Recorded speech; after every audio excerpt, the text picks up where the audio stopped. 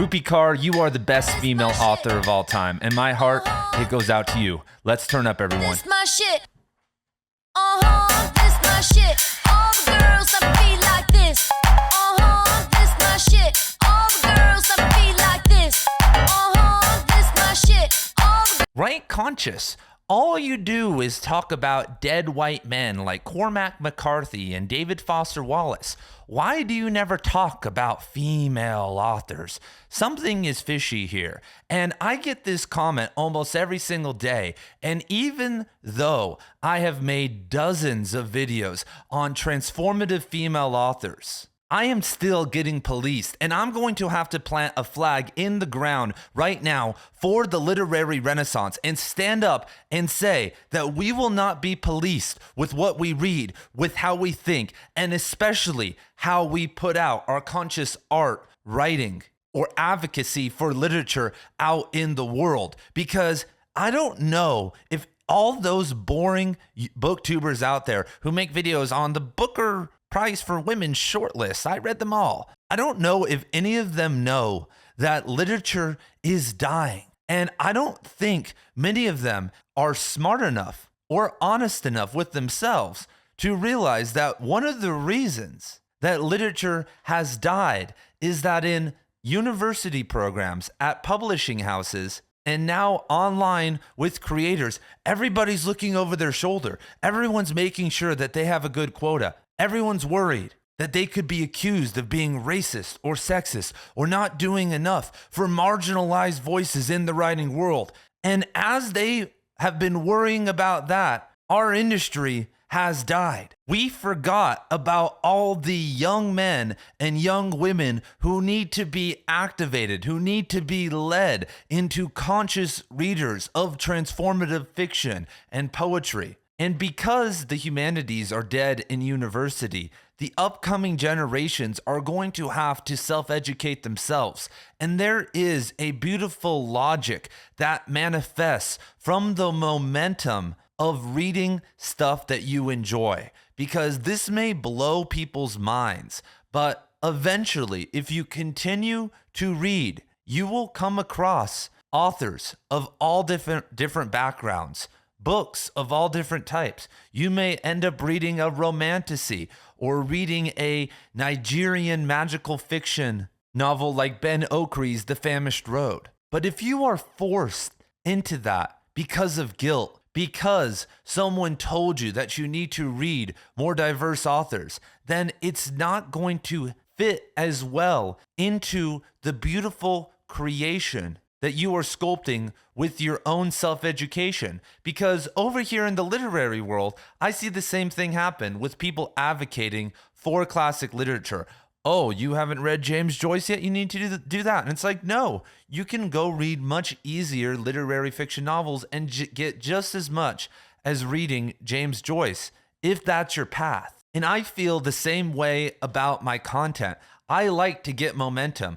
I have over 200 videos on Cormac McCarthy, which makes it the biggest deep dive ever done on an author that's available for free online. I was able to do that because I studied Cormac McCarthy in university and read his books multiple times. And so when it came time for me to make those videos, it just started to flow out of me automatically. And if I started to think and stop that flow of ideas, which for a while were endless, I was sometimes making 3 Cormac videos a day so that I could make a video on this other person because I think that it would do better on the channel. Like, oh, this will get more views, or this will give more representation to this group of people. I wouldn't have completed, even though I'm not done, kind of that body of work that I did. And the same is true with so many people out there who aren't just reading, but who are writing. There are countless authors right now who are scared shitless that they are going to get canceled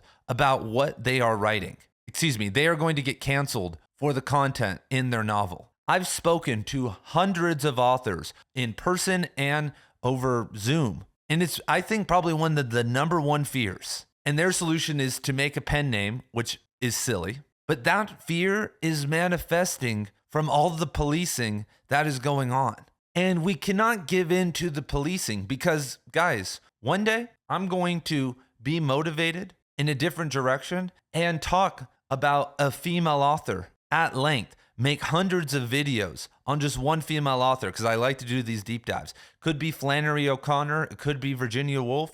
I don't know yet. I'll have to see when it comes. But if I started to pander to people, it would never be enough. It's never enough. If I was like, okay, I'm going to do more female authors, then people would start to say, well, why don't you ever cover black people, Ian? Why don't you ever cover gay people? Why don't you ever cover this? And the most important thing to remember is that the literary world will be transformed when enough people are attached to a transcendent ideal that gives them power and momentum that they would have never found within themselves alone. And that doesn't need to be God, but it needs to be a vision, a belief in a movement, a belief that we really can create a resurgence in literature. Because right now, we don't have the numbers. We don't have as many readers as we need, as many writers as we need, and as many advocates for literature as we need. We're not even close. And those numbers are dwindling every single year because there are more books being sold,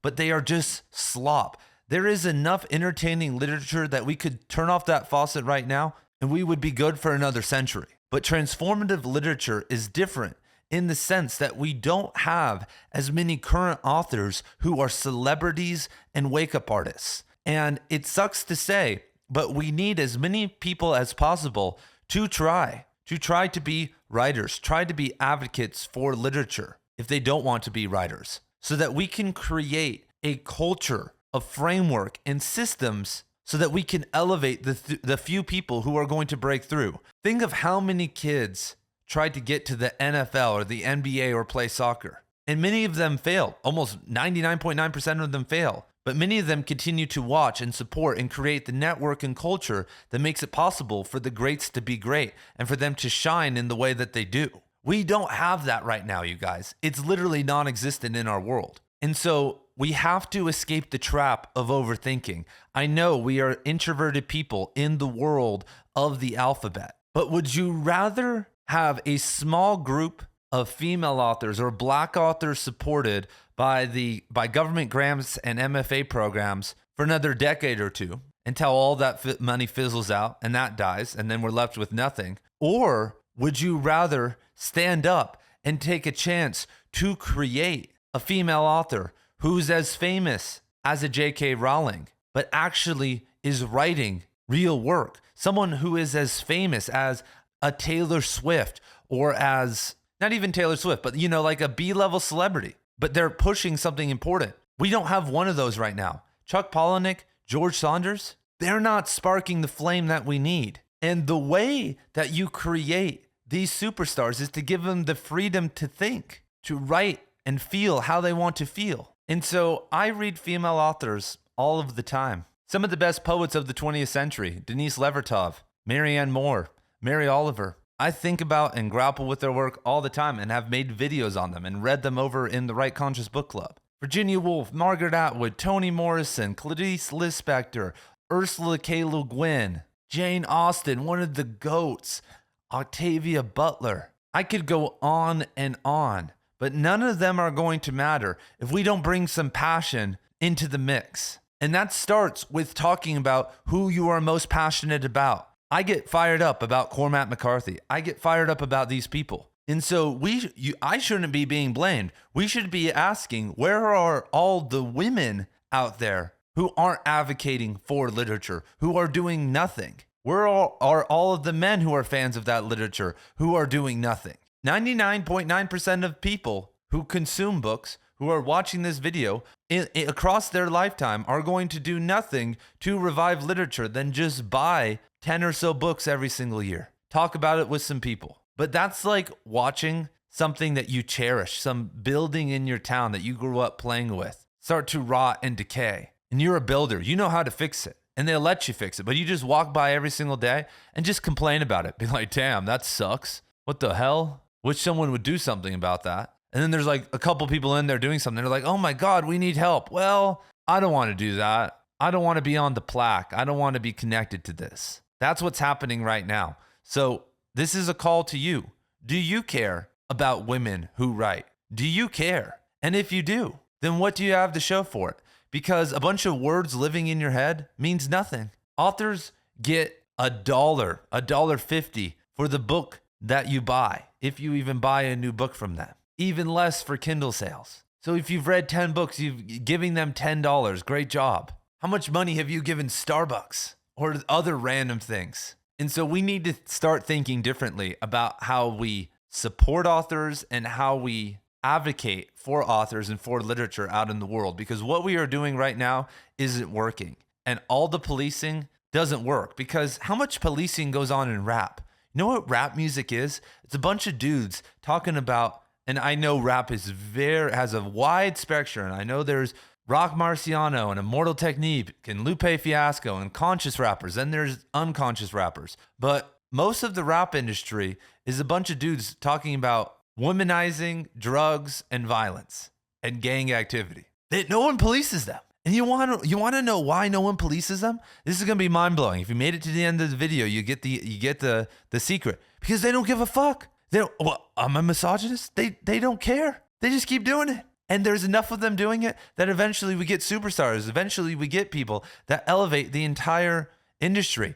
The only reason, for instance, someone like Gene Aiko, Doechii, SZA are as famous as they are is that people like Kendrick Lamar, Ab-Soul, the people, Schoolboy Q, the people that built Top Dog Entertainment that all three of those female artists are signed to, they built that label off of rapping about drugs, violence, and womanizing. And now those three female artists are benefiting and are motivating so many young black girls to start taking poetry and rap and other things more seriously. As we're over here canceling and shooting down our Kendrick Lamars, our Schoolboy Qs, our whoever. It's wild, you guys. You have to be confident. You can't apologize. You have to write and say what you want to say and not hide behind a pen name and live it, because if you really do care, then you're going to have to be the battering ram. This is a message from the simulation. I am an emissary of the simulation telling you to get going, to get writing, and to become an advocate of literature so that we can create a literary renaissance. Let's go, everyone. Have a good day.